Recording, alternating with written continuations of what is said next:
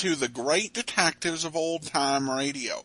From Boise, Idaho, this is your host, Adam Graham.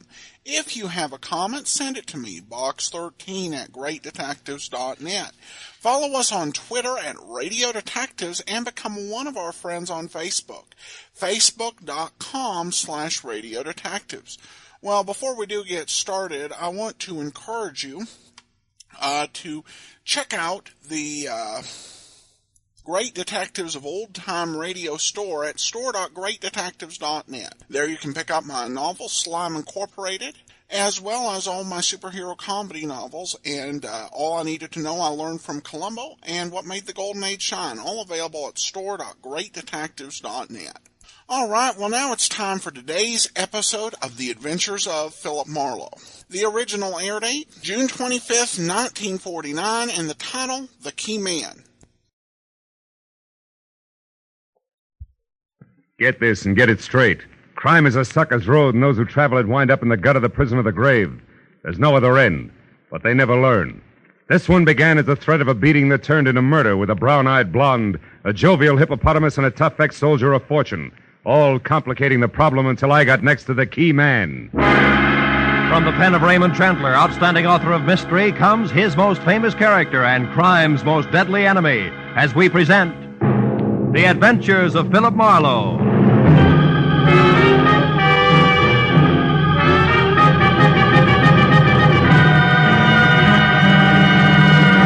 Now, with Gerald Moore, starred as Philip Marlowe, we bring you tonight's exciting story, The Key Man.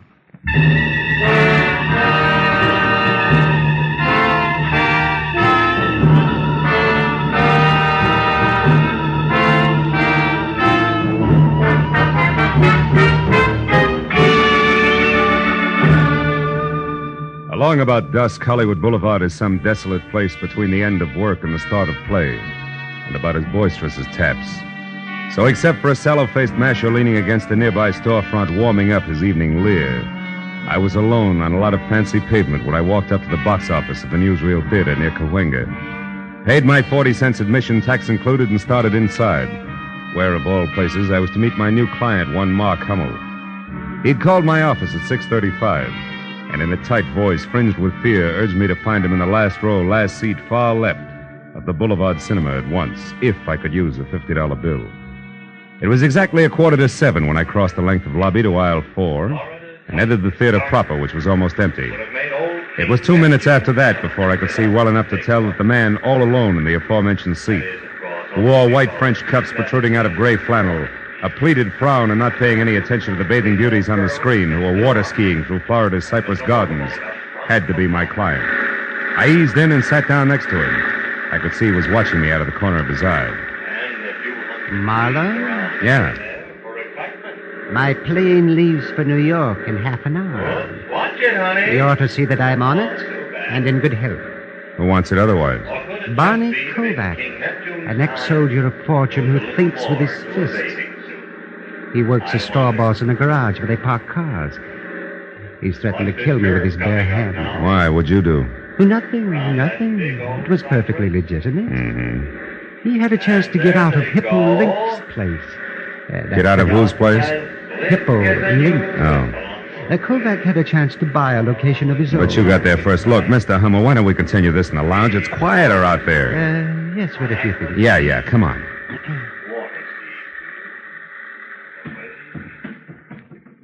Oh, this is better. Come on, we can talk over here. So, you beat Kovac out of the property he wanted. Then what happened? When he found out, he went crazy. He swore I bribed the real estate broker, high-pressured the owner. All that kind of wild talk, you know. Mm-hmm. Now, Marlowe, the place I bought from under him is a good investment. Oh, yes. But chicken feed compared to the deal I'm going to close in New York tomorrow. If I get there. So for $50, I'm to see that you do just that, huh? Yes, but I've already made your work easier.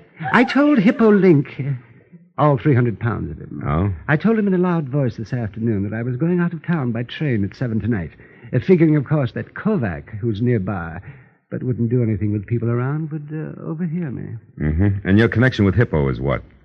I parked my car in his garage. Period. Anyhow, at 5:30 tonight, I drove downtown to the Union Station.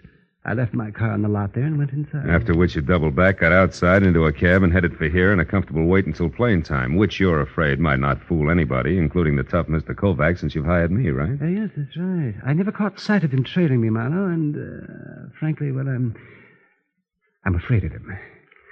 Can you understand that? Sure. Fear is always understandable. Well, what's the itinerary, Mr. Hummel? Here to the airport? No. First to my house. I still have a bag to pack. I'll take a cab. You follow in your car. Then wait outside my place. That's 4100 Fountain. And just below La Cienega. Yeah, I know. Yes. Now, when I get back into the cab, you follow again. Until I'm safe aboard the plane. Yes. Now, here's your money. Thanks. Anything else? Yeah, mm-hmm. Do you carry a gun, Mr. Hummel? Ordinarily, no. But tonight, Marlowe, yes. It's a service gun, 45. And believe me, if I have to use it, I will. Now, let's get out of here. Quickly.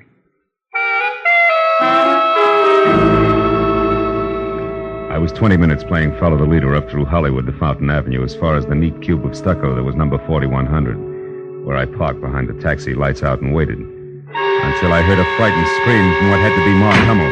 I piled out of my car and darted past the cabbie who said he had enough trouble in his life and ran up the front steps and into the house where in the light of a single overturned lamp in the bedroom, I found my client face down in a widening pool of his own blood.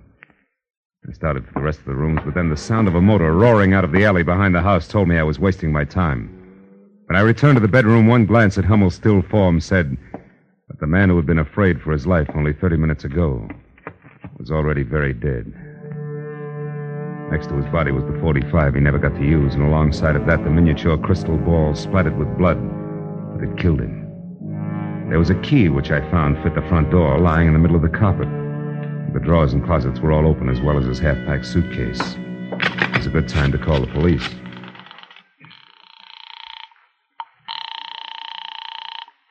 Homicide, Detective Lieutenant Matthews speaking. Marlowe, Lieutenant. I'm at 4100 Fountain and standing next to a man named Mark Hummel who used to be a client. He's dead, Matthews, murdered. Oh, any idea who did it, Phil? Well, I got an idea it might be a lot of muscle called Barney Kovac, who works in a garage on Santa Monica Boulevard. You sure it wasn't a robbery killing? No. Well, you know, we've had a lot of second story jobs there, about every 3 weeks in that neighborhood. I'm not sure of anything yet, but you see, I was Uh-oh, company, Lieutenant. I'll catch up to you later. Mark, I beg your pardon. Is Mr. Hummel in? Yes and no. Did he expect you? Well, no, he didn't. Who are you? Philip Marlowe. Well, is Mark in or not? Yes, he's in. You'll find him in here, if you insist. Oh, thank you. I'm sorry I bit your head off, but what I have to... Oh, no. He's dead? Shot with that? No, it's his own gun. He was beaten to death with that glass ball there. Oh. That key is his, too. It fits the front door. I already tried it, and then I put it back when I found it, since the police appreciate neatness on the scene. But that doesn't make sense. Mark always carried his keys in a leather case that should be right there in his right pocket. Yeah. Yeah, you're right. House key with a bunch of others, and, this one matches the one on the floor. How'd you know about this? Oh, I'm an old friend of Mark's, Marlowe. You'd have to be. What were you in such a hurry to tell him? I don't remember. Maybe I can help you. Maybe it was a little message you were going to deliver from Barney Kovac. I don't know anyone by that name. And since that leaves us with very little in common, Marlowe, I think I'll leave with only this 45 here for companionship. Oh, fine. Now, get over there against the wall and turn your back. Well, go on. Now what? And don't move until you hear me drive away, or your health will suddenly be very, very poor. Good night. When Little Red Riding Hood slammed out of the place, I knew I could either follow her or wait for Matthews to siren up to the front door and then tell all. One last look around the room, including the key in the middle of the carpet, made me change my mind again. If the key could be traced, it might be a definite link to Kovac, so I headed for Hippo Link's garage on Santa Monica Boulevard in the hope of further information about a hot-tempered man who worked there. Less than 5 minutes later, I was walking down a cement ramp that dropped from the street level into an acre of underground parking space filled with a crowd of heavy with chromium cars that belonged to the fashionable neighborhood nearby. Hippo himself was a perspiring oval, approximately 5'8", measured in any direction, with tiny eyes, tiny nose, and a dozen chins that danced when he laughed, which seemed to be always. He was standing next to a pickup truck marked Ace Battery Shop, talking to the driver. Hard to get, huh? And because of that, you want more money for him, huh? That, I suppose, is easy to get. Now, look, Hippo. Listen, Plume, I won't pay any more. My overhead's too high already. So if you can't get them for me at the same price, forget the whole deal. Besides, I don't like the way you do business anyhow. Meaning what, Hippo? Meaning that when I give you an order, Plume, I want it delivered to me in person, not to just any flunky that's standing around. Okay. That was a slip. It won't happen again. Yeah, not twice it won't. Goodbye, Plume. I got customers. Can I help you, mister? Maybe. I'm looking for Barney Kovac. Is he around? No. Why? What do you want him for? Maybe murder. What? Barney, he killed someone? Wait a minute. Plume, I said goodbye. Go on, beat it. Okay, Hippo. I'll see you around. Let's go in the office here, mister. A little quieter. Sit down. Thanks. You a cop? No, private detective. Name's Marlowe, Hippo. Marlowe, huh? Mm-hmm. Never heard of you. But then I never heard of a lot of people, huh? That's right, Hippo. People like, for instance, Mark Hummel. Why him, Marlowe? He was the one Kovac killed. Well, what do you know? Doesn't seem to break you up. Why should it? Hummel was a louse, Marlowe. Everybody said so. Of course, I didn't know him personally, except to joke with him when he brought his car in. You know, a little laugh goes a long way with some guys. Tell me, Hippo, did you know that Hummel was going out of town? Yeah, he told me this afternoon. Should have gone yesterday, huh? Shut up. Okay, so you don't like jokes. I can play it straight. What do you want? For an open of this. A tall blonde with brown eyes and a pretty face who knows how to handle a .45 as well as conversation walked in here. Would you know her? Am I? Could be Rhonda Beaumont, Barney's girl. She lives in a plush apartment over at 38 Sweetser Drive, just above the Strip. How does she figure? Probably great in a Catalina swimsuit, but in this deal, I'm not sure. She might have put me on the right track by setting me straight about a key to Hummel's apartment that I found next to his body. Wasn't his. A key? Yeah, the design on it, near the top, the round part, was like a fancy figure 8. Mean anything to you? Not being a locksmith, no. Anything else? Yeah. Where can I find Barney Kovac? How would I know? He quit at 5 today, just like he does every day. And I quit at 9, Marlowe, which happens to be right now. So, goodbye, mister. Just like that? Yeah, just like that. You see, if I work late, Marlowe, I got to pay myself overtime. That hurts, because I can't afford it. See what I mean, boy?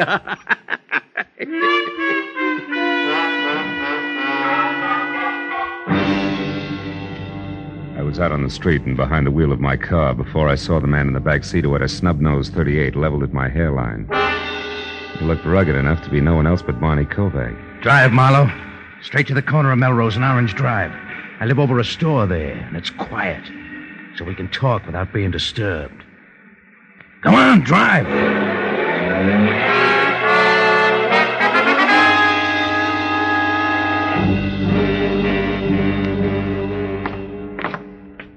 Right ahead of you, Marlowe. One with a closed transom. Keep walking. And when I get there? Then you'll go inside, sit down, and rest while you listen. To what? To the truth, Marlowe. I've been following you long enough tonight to know that you're off your rocker. You see, fella, I didn't kill Hummel. Yeah, I know. He's double-jointed. It was suicide. Slugged himself from behind. All right, cut it. Here, here's the key. Open up. Okay. Hey, you made a mistake, Kovac. Wrong key. What are you talking about? Let me see that. Sure. With pleasure. Stupid. Now that I got your gun, Bud, try it yourself. Come on, Kovac. Close quarters make me nervous. You're making a mistake, Marlowe. Yeah, sure I am. The guys who are off their rocker always do, remember? Now get over there in that chair and behave while I use your phone. Marlowe, don't move or I'll kill you. Hippo. Barney, take the gentleman's gun. It's heavy for him. Sure. Here, now here, boy. Here's some money. Get clear of L.A. till this thing's all cleaned up. You're in a bad spot. I know, but I didn't kill Hummel, Hippo. You gotta believe me. Yeah, by all means. Barney, my boy, if you say it, I believe it. But others won't be that accommodating, I'm sure, so go on. And no matter what you do, don't worry about Marlowe. Huh? Nah, he won't be following you. You can count on that, Barney.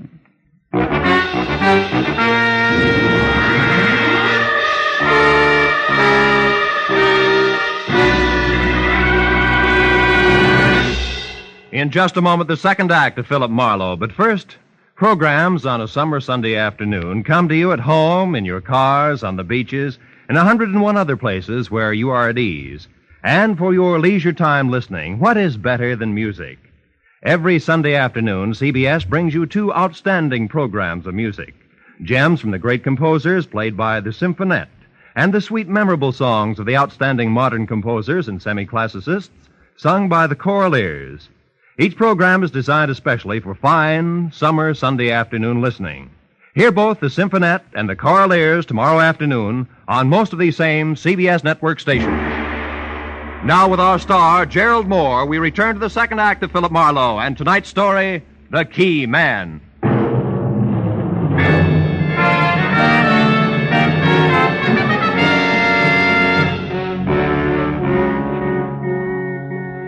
The gun wrapped in the thick, fat fists of Hippo looked like a toy as he leveled it at my chest while Kovac got away. And the fat boy kicked the door shut, leaned his ponderous 300 pounds against it, and smiled. The smile faded gradually and finally died, but the muzzle of the gun in his hand didn't so much as twitch until the battered alarm clock on the dresser had clanked off a monotonous 15 minutes. At that point, Hippo Link leaved his face up into another smile, waddled across the room, and laid the gun down on the table in front of me. Okay, Marlowe. You behaved yourself real nice. Barney's got all the head start he'll need, so you can leave now. You know something, Link? You're not only fat between the sleeves, you're overweight between the ears, too. Helping a suspect escape doesn't sit well at headquarters. Now, just a minute, boy. You're kind of jumping to conclusions, aren't you? You were putting the muscle on a friend of mine, and I helped him out. That's all that happened so far. So you look a little silly running me in on that. But if you still want to try, boy, the gun's right there on the table. Okay, Hippo, you win for now. But don't think I buy that silly 1, 2, 3 story of yours. May not be Peck's bad boy, but I don't see you as Sir Galahad either. Well, how do you put the story together, then? I don't know that that's any of your business, and even if I thought it were, I wouldn't tell you. But I'll let you in on this much. I don't know for sure that Kovac is guilty, but then I don't know for sure where you or Kovac's girl Rhonda Beaumont fit either. I wouldn't know. You said you knew her. So? You seem to think a good deal of that kid, Kovac. So? So couldn't it be possible she paid you to come up here and see that her boyfriend got away? Like you said, Marlowe, I don't know that it's any of your business. How much cash does it take for you to stick your neck out as far as you have, huh? Or could it be you've got a thing going for Kovac's girl and would be glad to see him out of town? You're kidding, Yeah? boy. Look, why don't you alone? What's it to you now? My client was knocked off right under my nose, remember? Now, you going to let me out of solitary? Sure. Pick up your pistol and run. And if you need me for any more help, why, be sure and let me know. I left Hippo standing in Kovac's flat, and downstairs I stopped in a phone booth long enough to have the latest developments for what they were worth relayed to Lieutenant Matthews. Then I drove out to where Sweetser turned straight up into the hills and parked in front of number 38, the Marlowe Apartments. A terraced heap of pastel plaster and angled glass in which Rhonda Beaumont had a first-floor front. I took a look at the large private view of the city as I crossed the small private patio and knocked on the substantial private entrance. When it cracked open, I helped it along just enough to step inside. Fast! What in the... Marlowe, you will come in, won't you, whether you're asked or not? Yes, and it's sweet of you to ask me, Rhonda. Is he here? He? In a city of 4 million, half of which are male, that borders on being a stupid question. But the answer is no in any case, because until you strong-armed your way in here, I was alone. I can't buy it. I figure Barney's the kind of a boy that will want to take stuff like you right along with him when he leaves. Barney leaving? Mm-hmm. What are you talking about? He's running away from that mess over on Fountain. He's leaving town. You're lying. I've heard enough from you, Marlowe. I'll take the handbag, baby. Heavy enough to have that cute .45 caliber compact inside, right? Okay, it's in there. Take it. I don't care. But look, Marlowe, is that the truth about Barney leaving town? As if you didn't know, yes. And while we're on that subject, why did you show up at Mark Hummel's place tonight? Well, I went there to warn him about Barney. Wait a minute. I thought you were in love with Kovac. I am. Do I have to draw you a picture? Barney Kovac's strong and reckless, but he was trying hard, awfully hard, to get started for himself, and then... Well, I used to go with Mark before I met Barney, and And because of that, Mark deliberately beat him out of the best deal he'd ever had, the louse. Just to spite me. Well, Barney was furious, and I knew something terrible would happen if they ever got together, so I went to tell Mark to stay out of his way, that's all. You got there a little too late, is that it? I don't know. Well, at least give me a handkerchief out of my bag, Marlowe, darn it. Yeah, sure. Here, Hey, these keys. Rhonda, this one, the one with the figure 8 design. Where'd you get it? Oh, it's my new door key. Yeah, I know, but where'd you get it? I don't know. Barney had it made for me one day while we were having lunch. Who's the guy who made it? I don't know. Where were you eating that day? A Hungarian place on Fairfax near Santa Monica. Where are you going, Marlowe? Fairfax, near Santa Monica. Here's your bag, Rhonda, and if you got any sense, stay put and try real hard not to shoot anybody. At least until I call. Okay. So long, baby. Bye.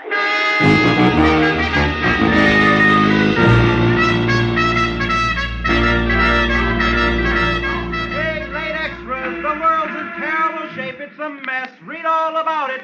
Late extra papers. It's all over now. Paper, mister? No, thanks, kid. Tell me something. Where's a locksmith on this block? Locksmith? No, there ain't none. Oh, come on. Sure there is. A guy who makes keys. It's got to be. Think hard, will you? It's important. Think hard, he says. Look, mister, I know this whole neighborhood like the back of my own hand. No key maker. Uh-huh. Well, how about a guy who sharpens saws, scissors, things like that? No, nothing like that. We got filling stations, bars, a delicatessen, drugstore, shoemaker, dry goods store, 3 restaurants. One's Hungarian, that's on Fairfax. Yeah, Ace Battery Shop there across the street, a toy store on the corner, a lampshade joint. Shop. And Wait a minute, hold it. Battery. Ace Battery. Plume. Plume. Yeah, that's it. Old man Plume owns the joint. Ah. A real sour apple, you know what I mean? Place is a dump, too, but he works hard. He's probably over there right now, working in the back room. Bless you, my boy. Thanks a lot.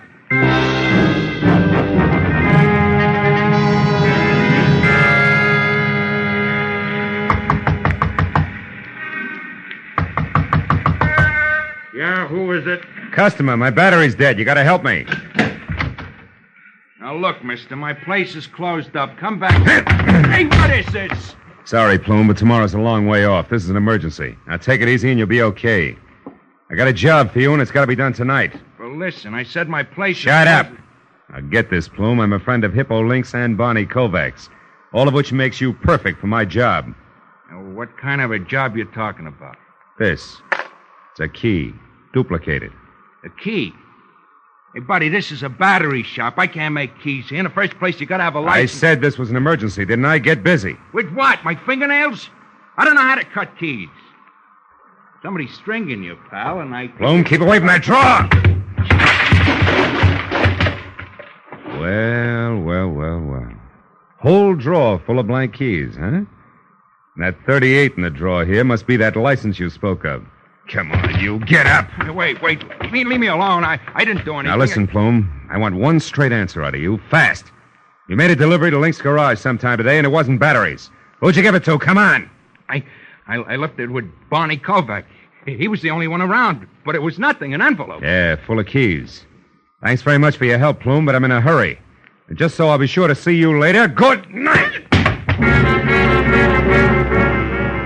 I ran out to my car, piled in, and headed straight out Santa Monica for La Cienega. And when I got within sight of the dark, cavernous entrance to Hippo Link's underground storage garage, I slowed down and looked for a phone that I could use to call Matthews and still keep an eye on the garage because the way things stood now, I couldn't afford to miss a lick. But then I got a break. I decided to try a mobile gas station on the corner when the scream of a siren shoved me up against the curb, and a squad car swerved out from a side street, ground to a rubber-burning stop in front of the garage and disgorged Matthews himself and the driver on the double. I slammed out of my coupe and belted across the street after him. Matthews! Hey, Matthews! Marlowe, get back! Over this way. We got Kovac cornered down inside there. You're just... Now, wait a minute. Matthews, you got this deal all wrong. Oh, no, we haven't. I got 2 men out in back. He's trapped. We'll get him No. Hold everything, Matthews. Listen to me. I'm going down there and talk to him. I'll be back in a minute. Come back here, fool! Kovac, this is Marlowe. Come on out. I got all the answers now, Barney. I just had a talk with Plume, and I got a lot of truth out of him. Come on, Barney. You're not helping anything. Marlowe! Phil, you all right? It's my shoulder, Matthews. Oh, I knew this had happened sometime. No. This Kovac... No, listen to me. Don't shoot. Don't! Look at my arm! Listen, Matthews, Kovac didn't do it. What? The shot that got me came from back there on the other side. Yeah, that's it, Pete. Further back. There. There he is, Matthews. That's the boy. That's the fat guy runs this That's joint. right. Yeah, Hippo Link. Sick him, Lieutenant. He's your killer. Stop, Link! Stop! I got him, Phil. He's down. Yeah. Yeah, that's one nice thing about Hippo. You can't miss him. Oh, thanks. I think I better sit down a minute.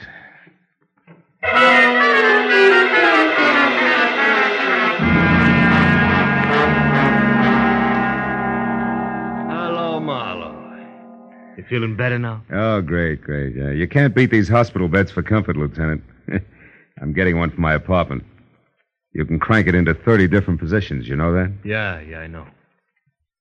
The doc says you got off with a flesh wound. Uh-huh. Yeah, you're pretty lucky, Phil. And I just stopped by to tell you they saved Hippo Link, so he'll have to be tried.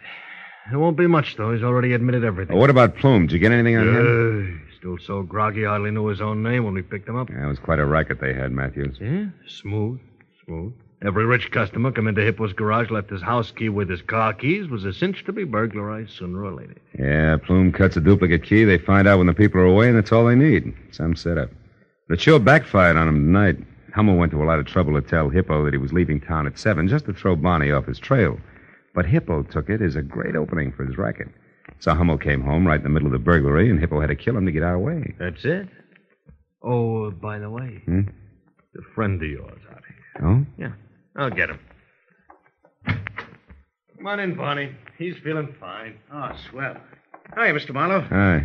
I guess Rhonda and I owe you quite a vote of thanks. You owe me nothing but an explanation, Kovac. Why'd you run?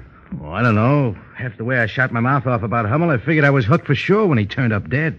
Once I started running, I couldn't stop. Kept getting worse. Yeah, it's exactly what Hippo figured. That's one I don't get, Marlowe. Why did he help me in the first place? He had to, brother. Hippo knew that my best clue was an extra door key. He also knew that Plume had left a bunch of keys with you to give to him. He was sure that if we ever got together and talked about keys, he'd be stuck. But as it turned out, I got the same lead anyway from the key Plume made for Rhonda. Hey, Matthews. Yeah? Crank me up in the middle, will you? What, like this, Phil? Oh, yeah. That's perfect. Barney, turn off that reading lamp, will you, please? Sure. Yeah. Anything else, Marlowe? Yeah. You see that no visitor sign there? Yeah? Well, just hang it on the door on your way out. I'm here for 3 days, fellas. I'm going to make the best of them. Good night, all.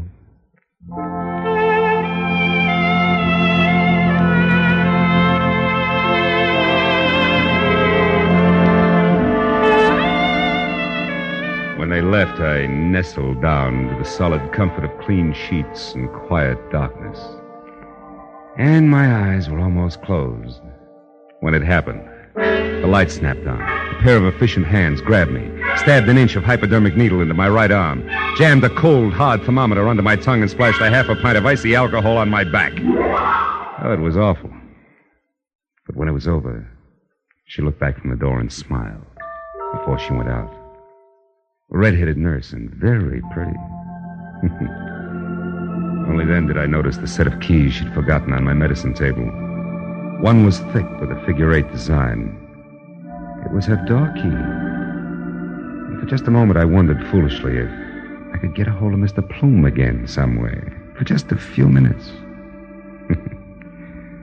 Cut it out, Marlowe. Go to sleep.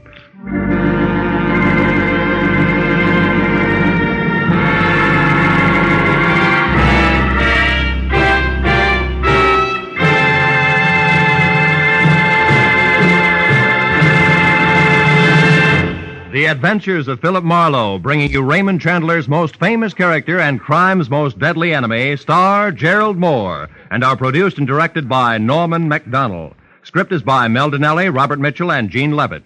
Featured in the cast were Vivi Janis, Parley Bear, Jack Moyles, Howard McNear, Shep Menken, and Don Orick. Detective Lieutenant Matthews is played by Larry Dobkin. The special music is written by Richard Orant. Be sure and be with us again next week when Philip Marlowe says... It was going to be a vacation in the wide open spaces, but a black stallion, a tiny emerald, and a battered horseshoe meant a 24-hour delay. It could have been worse, because to the dude from Manhattan, they meant death.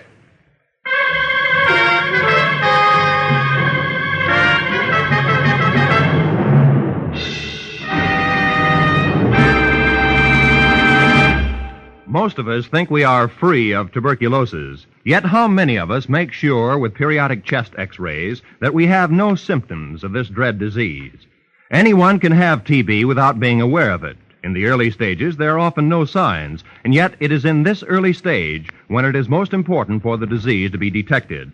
So remember, TB can be cured if you catch it in time. Make an appointment for that chest x-ray immediately. This is Roy Rowan speaking. Stay tuned now for Gangbusters, which follows immediately over most of the same CBS network stations. This is CBS, the Columbia Broadcasting System.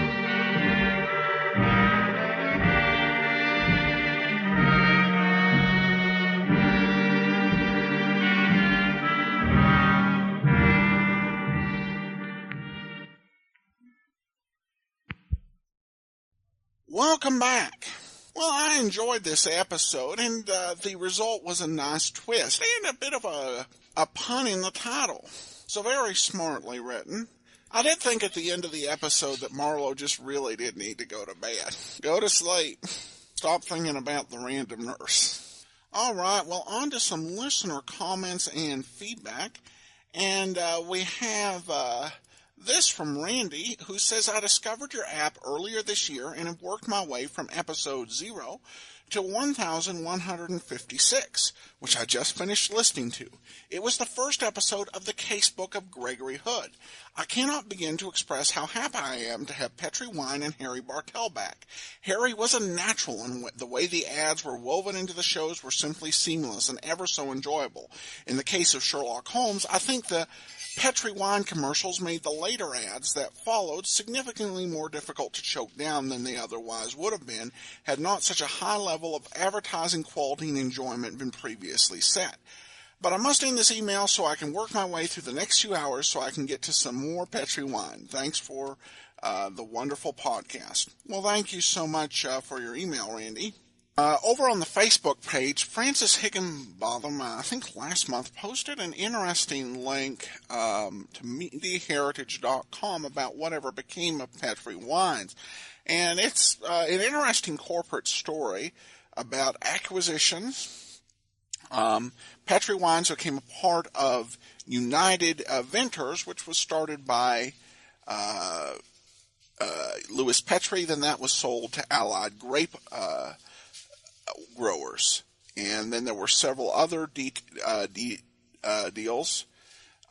It ended up United Ventures was sold to Hugh Blaine, which at one point owned Kentucky Fried Chicken and Smirnoff Vodka, and in 1982 R.J. Reynolds Tobacco bought Hublin, and then R.J. Reynolds merged with Nabisco. Pieces of Hublin were sold off. In 2003, Bronco Wine Company purchased the Escalon site where Petri first expanded in 1916. The Bronco Wine Company owns more than 60 brands of wine like Charles Shaw and Crane Lake.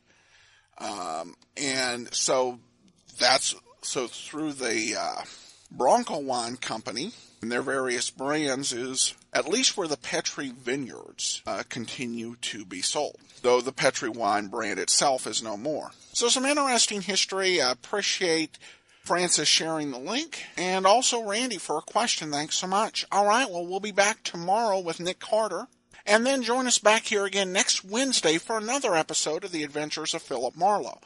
In the meantime, send your comments to box13 at greatdetectives.net. Follow us on Twitter at Radio Detectives.